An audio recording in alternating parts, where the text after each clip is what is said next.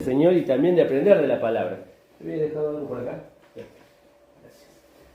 Estamos usando el PowerPoint, lo estamos tecnologizando. Después de que vino, ¿cómo se llama? Marito. Desde que vino Marito con el control, otro Marito, no yo, otro Marito.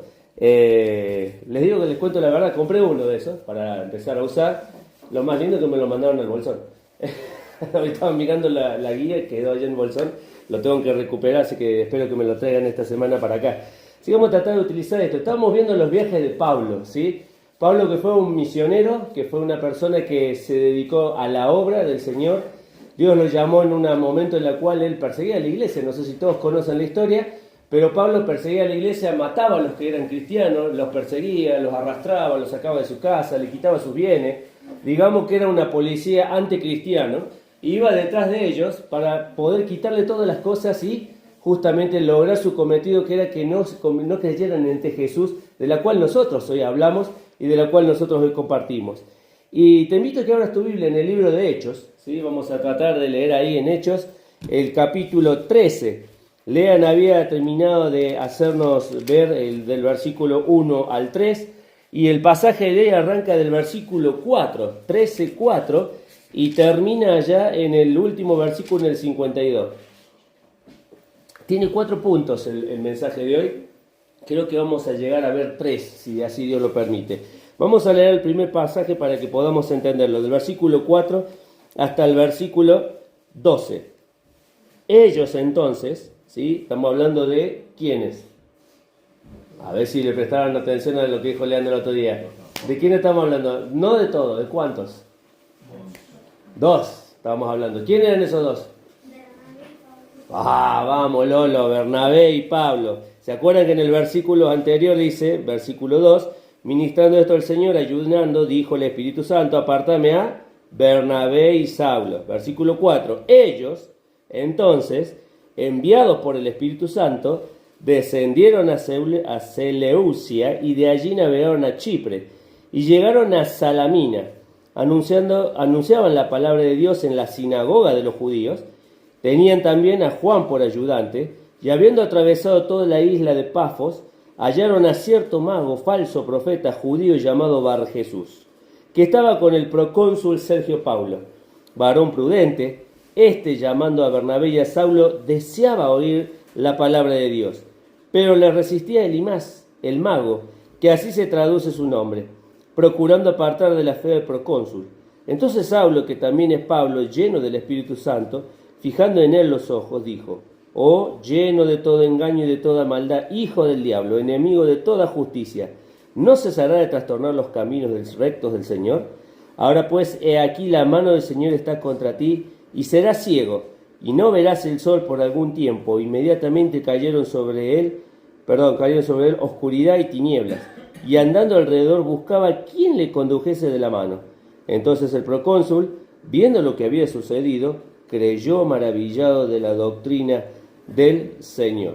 Y leemos un poquito más, dice: y habiendo zarpado de Pafos, Pablo y sus compañeros arribaron a Perge de Panfilia, pero Juan, apartándose de ellos, volvió a Jerusalén.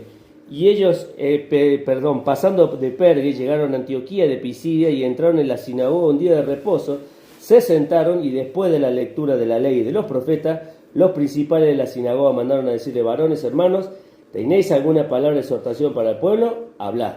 Entonces el pueblo, levantándose, hecho una señal de silencio con la mano, dijo, y ahí comienza toda una exhortación que comienza a hacer justamente entre Pablo. Qué precioso es este pasaje, y les voy a decir por qué. Porque este pasaje nos habla de un viaje, ¿sí? ¿A quién no le gusta realizar un viaje? ¿A quién no le gusta planificar un viaje? Cuando uno planifica un viaje, empieza a tomar localidades, empieza a medir los tiempos, la distancia, a ver si puede llegar hasta cierto lugar, dónde va a ser la noche, cuánto combustible va a gastar, si en el camino van a comprar comida o van a llevar comida para ir comiendo en el vehículo, y uno empieza a hacer un montón de cosas para poder lograr que ese viaje se cumpla, y al final de todo uno pueda llegar al destino donde está esperando poder salir. Y me imagino que nunca les habrá pasado que se olvidan algo, ¿no? ¿Sí? Yo me acuerdo de haber viajado una vuelta a Neuquén, y somos de tomar mate con mi esposa, y resulta que no llegamos al cruce y nos miramos los dos y teníamos el termo, pero no teníamos el mate. Y se nos ocurrió llegar a Piedra del Águila y decir, vamos a comprar un mate. Y compramos esos de plástico, ¿vieron esos chiquititos así con una cosa horrible? Jamás en mi vida voy a comprar un mate, prefiero no tomar más mate. Pero llegamos ahí y fuimos con esa miseria de mate hasta que llegamos a Neuquén y pegamos la vuelta. Pero qué feo cuando te olvidás algo en el camino. Qué feo cuando te olvidás algo que vos tal vez te olvidaste una ropa. No se enteraron ustedes, pero este chico, ¿cómo se llama? Ahí, el de Zapala, el profe de gimnasia. Lucas, que vino la última vez de la iglesia de Zapala, se olvidó la campera del hijo. ¿Sí? Quedó entre las cosas que teníamos nosotros. Y claro, ¿dónde se acordó que tenía que llevar la campera del hijo? Pasando San Martín. Por allá se acordó que tenía que llevar la campera del hijo. ¿Qué dijo? Me llamó por teléfono y dice, ¿podés decir, mandámela a San Martín porque yo tengo un comisionista y qué sé yo? La cuestión que terminamos arreglando con este chico que trabaja, Hugo. Con Hugo se llevó la campera porque Hugo estaba dando vuelta acá, se la llevó a San Martín y él le iba a mandar a buscar con un comisionista. Pero también se olvidó algo en el camino. Se olvidó la ropa de su hijo. Menos mal que no se olvidó el hijo, se olvidó la ropa del hijo, ¿no? Difícil será que llega ahí y el hijo, ¿dónde está? Que no lo encuentro. Pero siempre nos podemos olvidar cosas. Y en este viaje podemos encontrar que vamos a ver que nada quedó al azar, no hubo nada que se olvidaran en el camino. Todo lo que estaban haciendo estaba siendo guiado por el Señor. Buen día, adelante. Buenos días. Buenos días, ¿cómo andan? Justo estábamos comenzando acá con el momento de ver el segundo viaje de Pablo. Bueno, no el segundo, el primero, pero ¿hacia dónde iba? Vamos a ver si funciona esto desde acá. A ver. No. No funciona. Vamos a hacer un cambio acá de...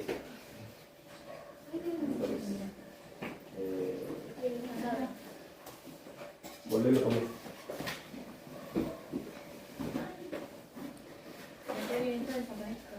Poné, ahí está. ¿Copita? Bien, ahora sí, yo lo manejo acá. Bien, esa parte me quedó sin hacer, déjenla por ahí. Primer viaje, ¿de dónde sale? Dice ahí, de Antioquía a la isla de Chipre. No sé si ustedes llegan a ver ahí, justamente conseguí un mapita que justamente habla de este recorrido que iban a hacer Pablo junto con Bernabé. Gracias por la luz. Iban a salir de Antioquía y se iban a dirigir a la isla de Chipre. Dice, un importante centro, había una localidad ahí que se llama Salamina, la primera, importante centro de la comunidad judía, se la conocía como un puerto de renombre. Su significado era paz. Comenzaron su ministerio. ¿Qué fueron haciendo? Predicando. Iban anunciando la palabra del Señor. Y dice la primera lección que nosotros podemos sacar. Dios dirige nuestros movimientos. Dice el pasaje ahí de Salmos 37, por Jehová son ordenados los pasos del hombre y él aprueba sus caminos. Lo vuelvo a leer de nuevo. Por Jehová son ordenados los pasos del hombre y él aprueba sus caminos. El Señor es el que dirige nuestros pensamientos. Él es el que dirige nuestras vidas. Si nosotros estamos cercanos a Él, si nosotros estamos en comunión con Él, Dios va a guiar nuestras vidas. El hecho de que nosotros leamos la Biblia, el hecho de que estemos en comunión con su palabra, el hecho de que podamos orar y pasar tiempo en oración, algo que estuvimos viendo el miércoles que estuvimos pasando la reunión de oración, es que la importancia de volver a orar, de volver a tener ese tiempo con el Señor. Nos cuesta orar porque muchas veces nos cuesta humillarnos a nosotros mismos. Nos cuesta muchas veces tener una batalla con nuestro propio cuerpo. A veces te arrodillas a orar y a los 10 minutos te querés levantar. A veces te pones a orar y empiezan a venir a tu mente que no pagaste una cuota de no sé qué cosa, que no fuiste a comprar las cosas que necesitabas para tu casa, que no llegaste a llevar a tu hijo porque lo tenías que llevar a tal lugar y estás pensando si terminás ese tiempo y lo podés llevar, y nos invaden pensamientos, nos invaden cosas, pero tenemos que hacer el esfuerzo de ponernos en ese lugar. La oración justamente nos pone en sintonía con el Señor. ¿Y cómo fue que ellos salieron a la obra? ¿Qué leímos la semana pasada? Que ellos estuvieron orando y ayunando y el Espíritu Santo le dijo, apartame a Bernabé y a Saulo. ¿Te das cuenta? En la oración el Señor nos guía a nosotros. Necesitamos realmente que el Señor guíe nuestros pasos. Pero la segunda de las cosas que tenemos que entender es que los misioneros o aquellos que llevan el mensaje de salvación, que vuelvo a decir, no solamente son aquel que está en el África, o aquel como Luis que vino a San Martín, o aquel que vino como Don Juster que vino a Cipolletti. No está hablando de los misioneros que se van a cualquier lugar, están hablando de nosotros. Nosotros podemos transformarnos en un misionero. Nosotros podemos transformarnos en la persona que le habla a otro de Cristo. Los misioneros dependen de la guía del Señor. Y ahí puso la moneda de 25 centavos. No sé si alguno tiene alguna moneda de esa todavía. Bien, que dicho sea de paso, creo que no debe valer 25 centavos, debe valer mucho menos que 25 centavos. Pero las dos cosas son necesarias. Es la misma cara de la moneda. De un lado necesitamos que Dios guíe nuestra vida y debemos buscarlo a Él. Pero del otro lado necesitamos nosotros depender de la guía del Señor. De no hacer las cosas como nosotros queremos. Primera lección, Dios dirige nuestros movimientos. Segunda lección, ahí en el mismo lugar. Es muy común, dice, hacer la obra de Dios sin esperar su guía, dirección. Aquella labor que se hace de esta manera no sufrirá las consecuencias de la debilidad humana. ¿Cuántas veces hemos querido empezar actividades?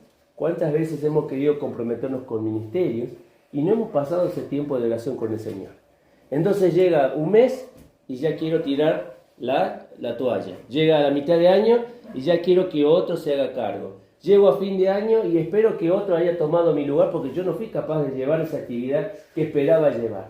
Pero esto es importante para cada uno de nosotros.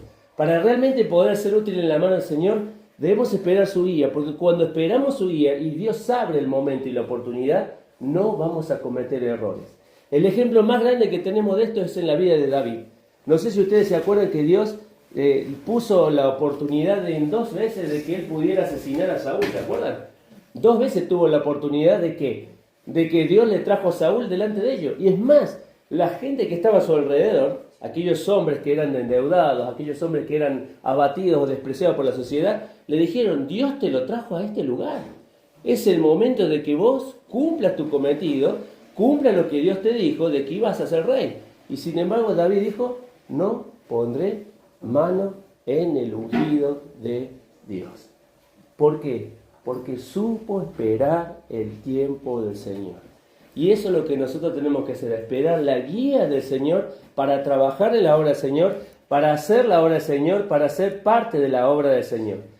Segundo lugar, dice ahí, capítulo 13, versículo 4, dice que descendieron y navegaron hasta la isla de Chipre. Y ahí dice que de Salamina se fueron hacia Pafos, ¿sí? La capital de Chipre era Pafos, ¿sí? Era la ciudad capital, era el lugar donde vivía, ahora lo vamos a ver, donde vivía el procónsul, era el lugar donde se tomaban las decisiones. Pafos, dice, esta era la capital de Chipre, también la residencia del procónsul, el gobernador de la provincia, nombrado por el Senado romano. Pafos estaba a unos 130 kilómetros de Salamina. O sea, que la isla de Pafos, la isla de Chipre, perdón, no era una isla chiquita, ¿sí? Más o menos tenía unos 220 kilómetros de longitud. Y acá estamos hablando de que la distancia entre una y la otra, que está puesta ahí, son 130 kilómetros, más o menos, un poquito más, un poquito menos. Pero ahora habían llegado, salieron de Antioquía, llegaron a Seleucía, llegaron a Salamina, predicando en las sinagogas. Y de ahí se vinieron a Pafos. ¿Y qué pasa en Pafos? Bueno, ahora vamos a ver lo que está pasando en ese lugar. Aprovechan la oportunidad.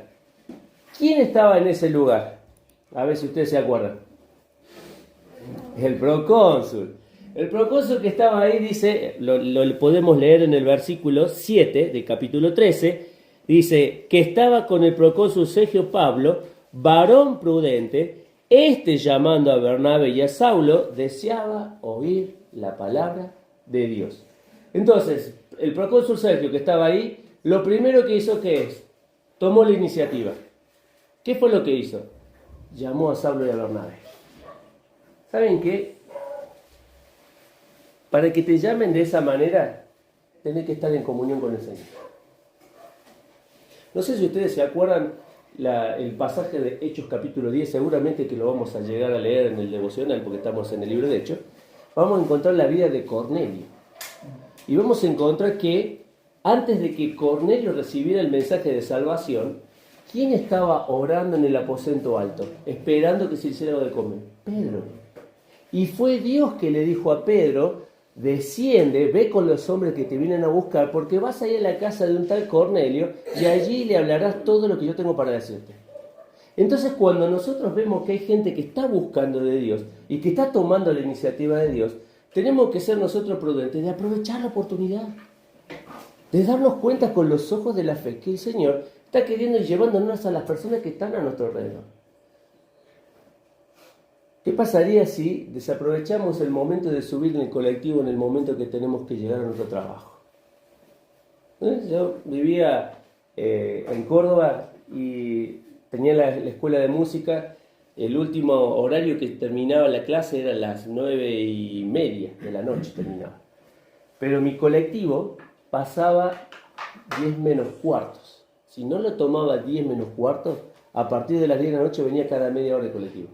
O sea que el siguiente colectivo que lo tenía que tomar. 10:30. Y del centro a mi casa había media hora.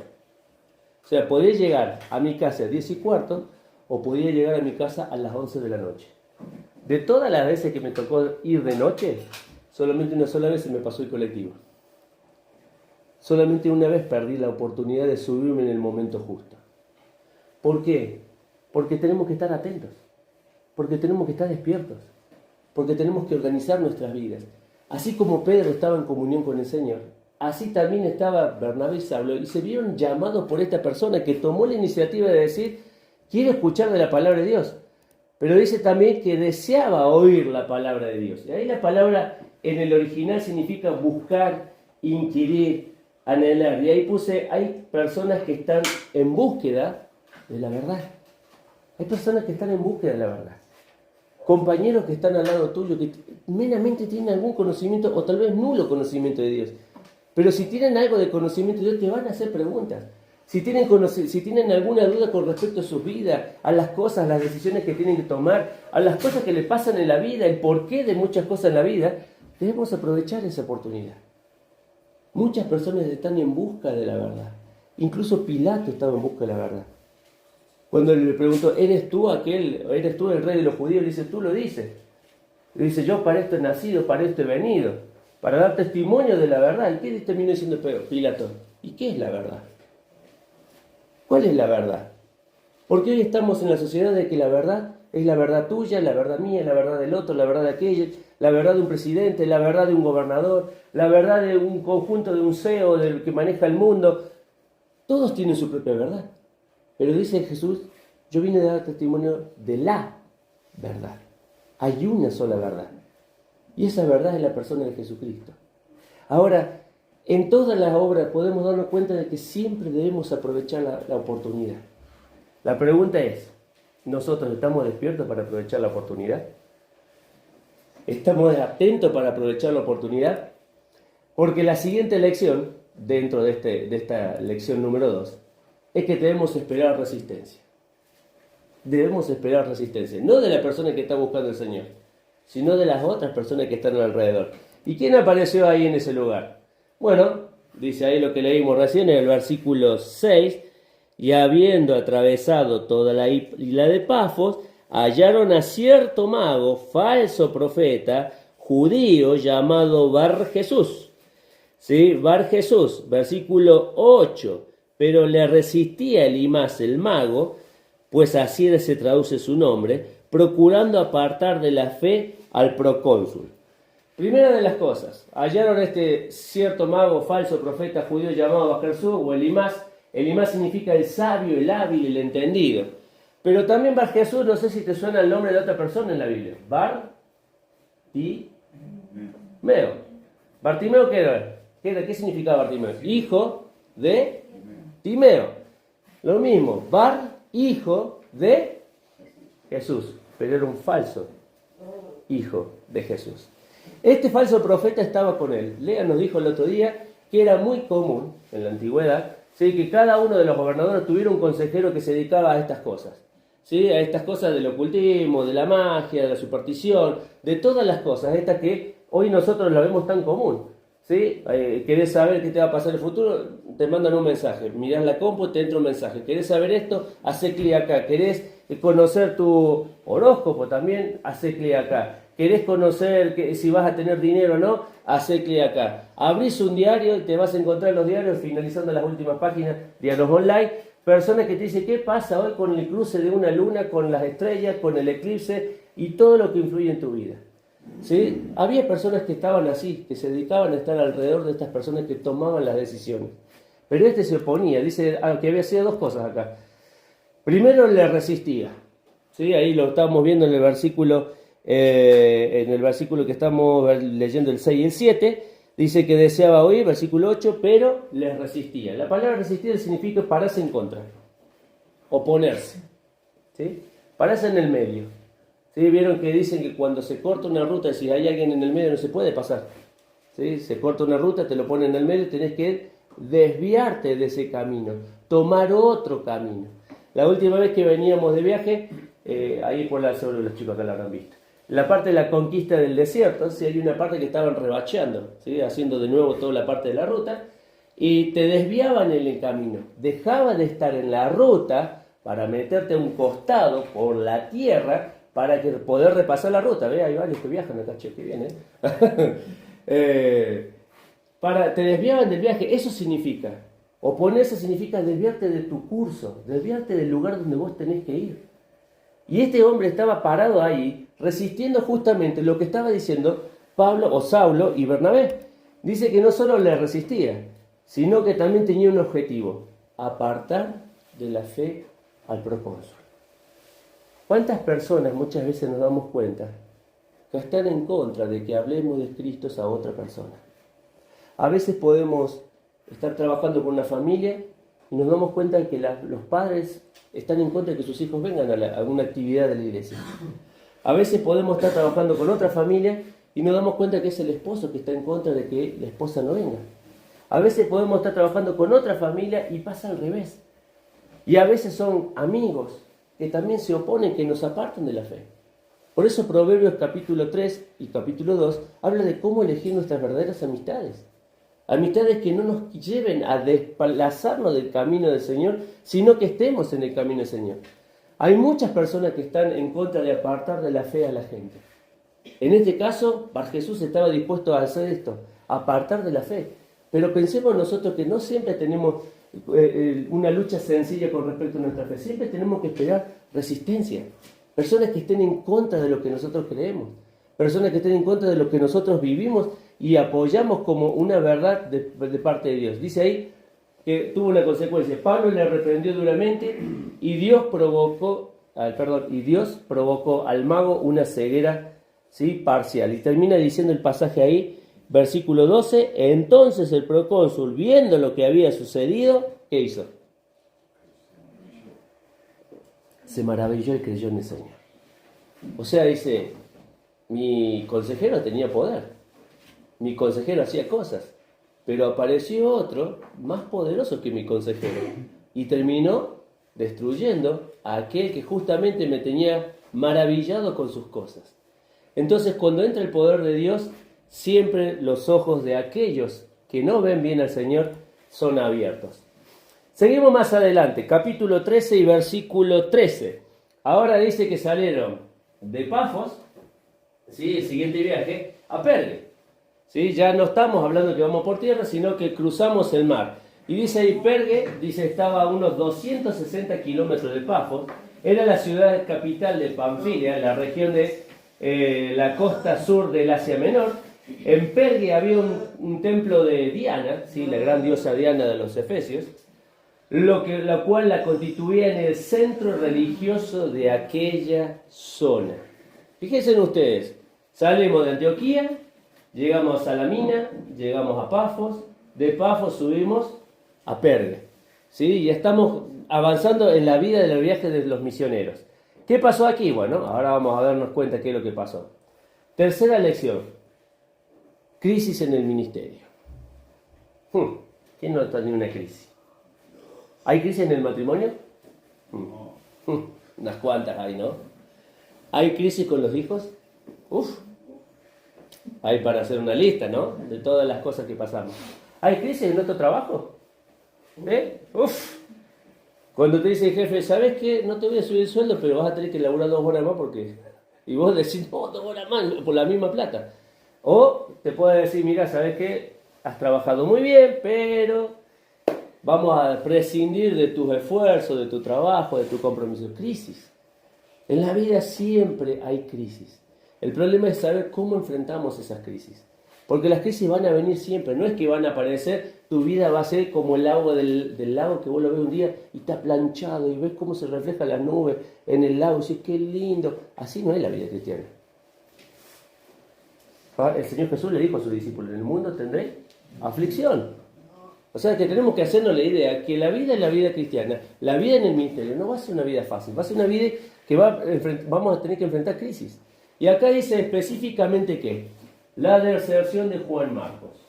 Pero Juan, apartándose de ellos, volvió a Jerusalén y dice, y un interrogante es cuáles fueron los motivos que tuvo Juan Marcos para no continuar en el viaje. Sí, hay muchas especulaciones de lo que pasó, pero Juan Marcos dejó de estar. Y yo noté dos cosas importantes acá. Primero, que en el versículo 5 Juan era de ayuda. Fíjate lo que dice ahí, 13:5. Dice, y llegando a Salamina, anunciaban la palabra de Dios en la sinagoga de los judíos y tenían también a Juan de ayudante. ¿Sabes? Esa palabra ayudante significa, en el original significa la palabra uperete. Sí, me había olvidado, no lo noté ahí. Uperete. El uperete era el remero que trabajaba, ¿vieron en los barcos? Sí, pero no en la parte de arriba, donde van todos mirando el sol, tirando no, era el que estaba abajo del barco y el que tenía que remar para que el barco avanzara. ¿Sí? Recuerden que estamos hablando de que había momentos que no había, como ahora tenemos las lanchas que van con motor o abren la vela, ¿viste? Para que se mueva. No estamos hablando de eso, estamos hablando de que se movían con el viento y cuando no se movían con el viento había viento humano, ¿sí? Y se tenían que meter abajo y empezar a remar. Y sabían que era la última parte del barco y sabían que el primer lugar que se hunde del barco, ¿cuál era? Justamente ese lugar donde estaba. Entonces, Juan en el versículo 5 era el que ayudaba, era el que estaba dispuesto, era el que colaboraba, era el que iba con ellos. No sé si le llevaba las cosas, o si estaba pendiente de las necesidades de ellos, si manejaba los números, el dinero, pero estaba con ellos. Él iba de viajes con ellos, los ayudaba, se comprometía con ellos, iba de viaje, tal vez se transformó en alguno de los que iban ahí diciendo, che, mirá, hay una persona que está interesada en el Evangelio. No lo dice la Biblia, pero era un ayudante.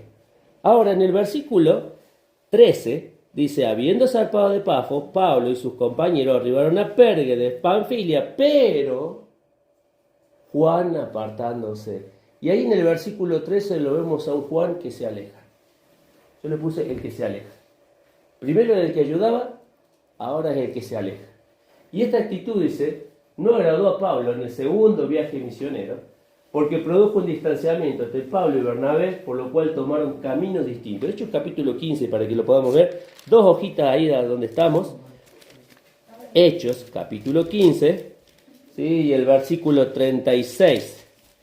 Hechos 15, 36. Después de algunos días, Pablo dijo a Bernabé, volvamos a visitar a los hermanos en todas las ciudades en que hemos anunciado la palabra del Señor para ver cómo están.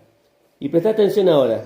Y Bernabé quería llevar consigo a Juan, el que tenía por sobrenombre Marcos. Pero a Pablo no le parecía bien llevar consigo al que se había apartado de ellos desde Panfilia y no había ido con ellos a la obra. Versículo 39, y hubo un desacuerdo entre ellos, que se apartaron el uno del otro. Bernabé tomó a Juan Marco, su sobrino, y navegó a Chipre, y Pablo, escogiendo a Silas, salió encomendado por los hermanos a la gracia del Señor, y pasó por Siria confirmando a las iglesias. Claro, Pablo decía, nos dejó en banda allá atrás. A este no lo llevo. ¿De nuevo? No. Sí, a este ya le di la oportunidad, ya está. No le voy a dar de nuevo otra oportunidad. Tuvo su oportunidad para ir con nosotros, de aprender, de estar allí, y de repente se tiró para atrás.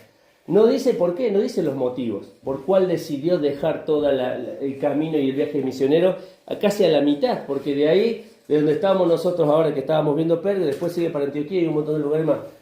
Pero él decidió bajarse del barco y decir, yo no sigo para adelante. La pregunta es, ¿cuántas veces a nosotros nos ha pasado eso en el trabajo? Y no hablo del trabajo secular, hablo en el ministerio de la iglesia. ¿Cuántas veces en un momento nosotros somos de ayuda, de bendición, estamos trabajando, estamos sirviendo, y en otro momento estamos distanciados? Estamos alejados de las cosas del Señor. Y veo cómo otros sirven, y veo cómo otros hacen, y veo cómo otros participan, y yo estoy ahí apartado, distanciado. Y en un momento yo era útil, yo trabajaba, yo estaba allí, alentaba, traía gente, hablaba a otros de Cristo, y ahora no lo estoy haciendo. Estoy alejado. Y uno puede decir, wow, este distanciamiento Pablo nunca más se la perdonó, listo, ya está, lo sacó del, como dice, del mapa, de aquellas personas que uno puede contar. Pero dice a continuación ahí en la siguiente lección en Crisis en el Ministerio, que hubo una restauración de Juan Marcos. Hay una canción nueva que vamos a cantar, y una parte de la letra dice, cada fracaso has visto, Señor, y yo aún tu amigo soy. Nosotros podemos fallar a las personas, podemos ser obstáculos a las personas, pero Dios sigue estando allí con nosotros. Dios sigue apostando en nuestra vida, Dios sigue tratando de trabajar en nuestra vida. Y dice acá, después de este evento, Juan Marcos dice, desaparece de la escena. Dice la tradición ahí que se fue a Alejandría y Egipto, donde plantó una iglesia, concretamente. Más allá de esta etapa de debilidad, Juan llegó a transformarse en un personaje muy importante dentro de la iglesia del primer siglo. ¿Sí? Y aquí es donde podemos ver cómo el Señor trabajó en su vida y permitió que realmente él pudiera volver a los caminos del Señor y hacer útil, lo cual nos habla de la misericordia del Señor, pues fue más abundante que sus errores y lo capacitó para llegar a ser un verdadero siervo de Dios. Mucho tiempo después se transformó en un siervo útil. Dice ahí 2 Timoteo 4:11, solo Lucas está conmigo. ¿Toma quién ahora? Pablo está escribiendo. ¿Toma quién? Dice. A Marcos. Y tráelo contigo porque me es útil para el ministerio. Podemos estar en un momento, vamos a decir, ayudando. En otro momento podemos estar distanciados. Pero si Dios trabaja en nuestra vida, vamos a volver a ser útil. ¿Te acuerdas quién fue así un siervo inútil y después útil? Onésimo. Onésimo había pasado lo mismo. Se fue de la casa de su amo habiendo robado, supuestamente, algo que le pertenece a su amo, a Filemón. Se fue hacia Roma. En Roma se encuentra con Pablo en la cárcel. Y en la cárcel le habla de Dios. Se encuentra con el Evangelio. Y Pablo, tomando situación de todo lo que estaba pasando, le escribe una carta a Filemón. Le dice, Filemón, ahora te lo envío a vos. ¿Cómo me lo envía de nuevo? ¿Sabes lo que era que un esclavo se te fuera a tu casa en la época de los romanos y después volviera a tu casa? No vivía, no la contaba. Y sin embargo, le dice, ahora recíbele como un hermano. De ser inútil, pasó a ser útil. Entonces, Dios trabaja en nuestras vidas. Dios nos da la oportunidad de que nosotros podamos realmente ser transformados por el Señor. Y tal vez haya personas que están entre nosotros que tampoco conozcan justamente qué es ser útil, qué me diferencia de que yo pueda ser útil o no. Y con esto vamos a ir cerrando tal vez la lección. Dice, Pablo también fue transformado por Dios. Su misericordia, dice, lo alcanzó. 1 Timoteo 1:13 dice, habiendo yo sido antes blasfemo, perseguidor e injuriador, pero fui recibido a misericordia, porque lo hice por dos cosas, dice. ¿Qué dice ahí? Ignorancia, y después dice incredulidad. La ignorancia, ¿sabes lo que es? La falta de conocimiento. Muchas de las cosas que hacemos, a veces las hacemos porque no conocemos lo que dice la Biblia. ¿Pablo tenía conocimiento religioso? Sí. Se sabía toda la ley. Era, ¿cómo se puede decir? Era el mejor de su época. Así como tenemos un Messi en el fútbol, o no sé, ponerle un Cristiano, o algún otro jugador que se te ocurra, ¿sí? En la época del Señor Jesús, en la época de que los hechos de los apóstoles, Pablo era justamente esto, era como el Messi de la iglesia. Era el que tenía el conocimiento de Dios, el 80% casi de lo que tenemos de doctrina en el Nuevo Testamento, lo escribió él. Lo escribió él de su puño y letra. Lo escribió él a pesar de que fue a la cárcel, lo escribió él a pesar de que fue azotado, lo escribió él a que fue bajado con un canasto en una ciudad porque lo querían matar, bajado por el muro, escapándose como un ladrón. Y sin embargo Pablo dice, todo lo que yo hice anteriormente lo hice por ignorancia e incredulidad. Ignorancia, tal vez nunca conociste lo que dice la palabra del Señor. Tal vez no conocías justamente lo que es Ser un cristiano, ser una persona útil. La vida no es solamente para tener hijos, tener una casa, tener un auto, tener un trabajo, un buen pasar, poder salir de vacaciones, juntarme con personas, tener amistades, hacer una familia. No es solo eso la vida. La vida es encontrar el propósito justo, que es el propósito de conocer a Jesucristo y a su Hijo. Y a su Hijo. Entonces Pablo termina diciendo, las cosas que hice las hice porque no sabía. En primer lugar. Pero la segunda de las cosas, hice cosas mal porque había incredulidad. ¿Y saben qué? La incredulidad es la raíz de todos los males. Para el cristiano es la raíz de todos los males. Porque Dios nos dice que lo debemos poner en primer lugar y nosotros, por desconfiar de lo que el Señor nos dice de ponerlo en primer lugar, no lo ponemos en primer lugar. ¿Qué se llama eso? ¿Confianza o desconfianza? Desconfianza. El Señor te dice, poneme en primer lugar. Vos decís, no te puedo poner en primer lugar, porque si te pongo en primer lugar, pierdo esto, pierdo aquello otro. Y no nos damos cuenta que al ponerlo a Dios en segundo lugar, en tercero, en cuarto, no tiene nunca el primer lugar. Incredulidad. ¿Cuántas veces a nosotros el Señor dice, esperá, no tomes una decisión ahora, esperá, y nosotros decimos, no Señor, yo te quiero ayudar. Ya tenemos ahí un ejemplo de los primeros padres del pueblo de Israel, que quisieron ayudarlo a Dios y no estuvieron dispuestos a esperar. Mirá si David le hubiera esperado cuando Dios le dijo, vas a ser rey, pero después de que se muera Saúl, él se llevó a Saúl, no lo tuvo que matar él. Si lo hubiera matado a él, ¿cómo hubiera ingresado como rey David? Como un asesino, como un usurpador del trono. Y sin embargo, cuando entra como rey, porque había esperado el tiempo del Señor. Entonces, cuando hablamos de incredulidad, hablamos de que muchas veces no creemos en las cosas que están escritas. Y las cosas que están escritas de Dios ha sido escrito para que las creamos. Para que nosotros creamos.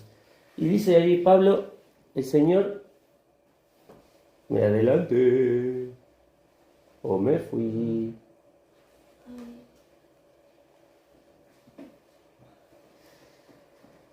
Termina diciendo esto. Ahí en 1 de Timoteo 1:15, un versículo más adelante. Palabra fiel y digna de ser recibido por todos, que Cristo Jesús vino al mundo para salvar a los pecadores, de los cuales yo soy el primero. ¿Saben lo que entendió Pablo? Sacando su incredulidad, sacando su ignorancia, que él era un pecador. Y hoy cuando venimos a celebrar en esta mañana, ¿sí?, la presencia del Señor, es porque cada uno de los que estamos acá venimos a reconocer que somos pecadores. La pregunta es, ¿vos te sentís pecador? Porque los símbolos que vamos a participar, el pan y la copa, justamente nos hablan de esto. De que Él vino a deshacer las obras del diablo. Él vino a terminar con el imperio del diablo. Y lo hizo a través de la cruz. Y lo hizo a través de morir por nuestros pecados.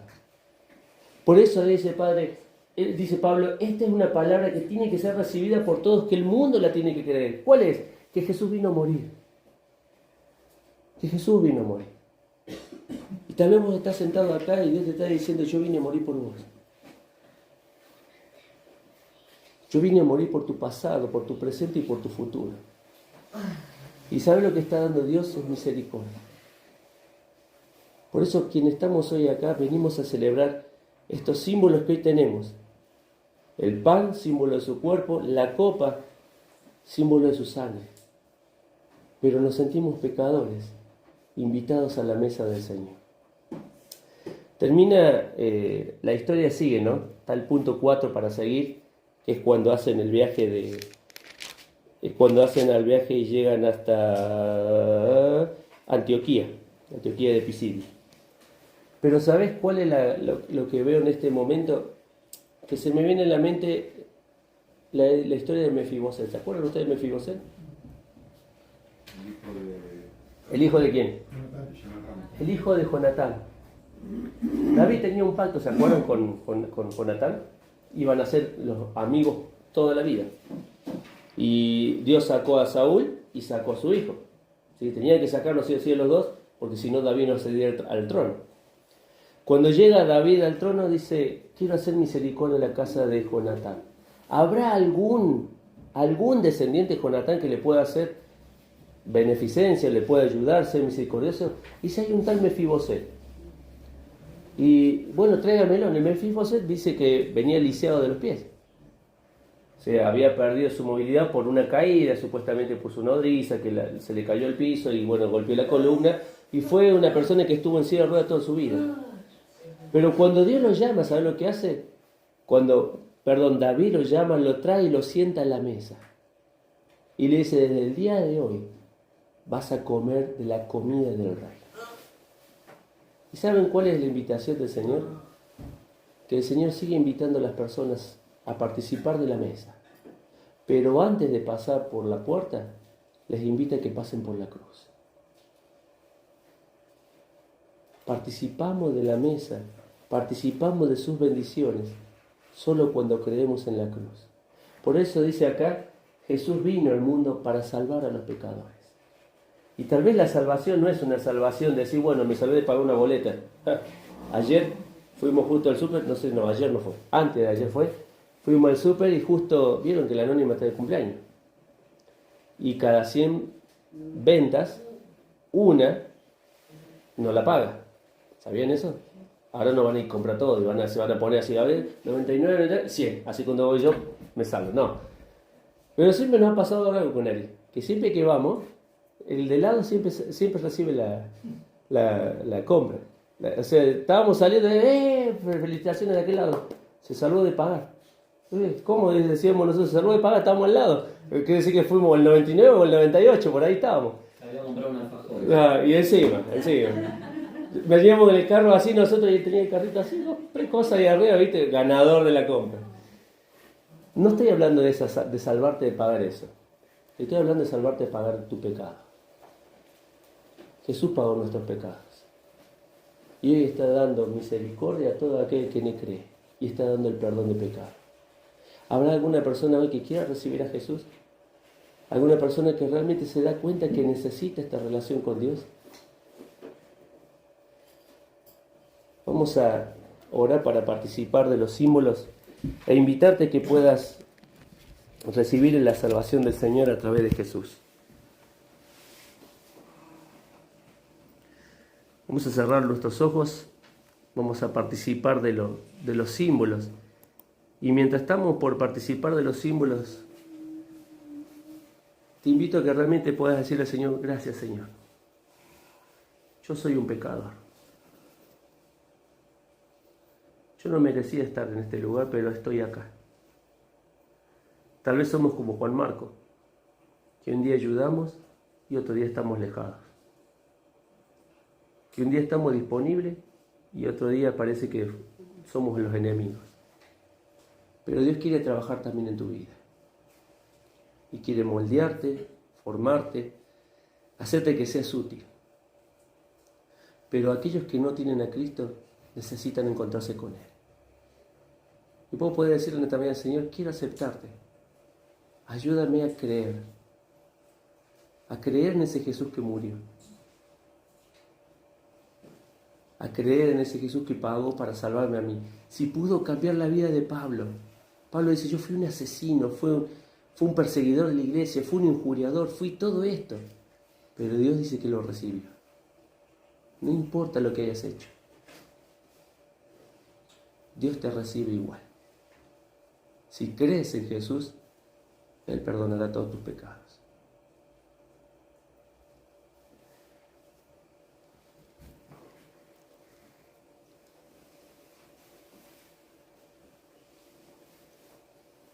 Señor, te damos gracias por este día. Gracias porque cada uno de los que estamos aquí somos pecadores, Señor. Y tú nos has invitado a participar de esta mesa. No hay logros en nosotros, no hay capacidades, no hay cosas que nosotros podamos entregar para acceder a esta mesa, Señor, sino solo creer en la obra de Cristo. Te rogamos, Señor, por cada uno de nosotros. Ayúdanos a que podamos realmente ser instrumentos en tus manos. A darnos cuenta, Señor, de que tú nos llamaste para que estuviéramos cercanos a ti y ser útiles para ti. Te damos gracias en esta mañana, Señor, porque podemos participar de estos símbolos, porque sabemos que el pan representa el cuerpo de Cristo y cuánto tuvo que sufrir, cuánto tuvo que padecer.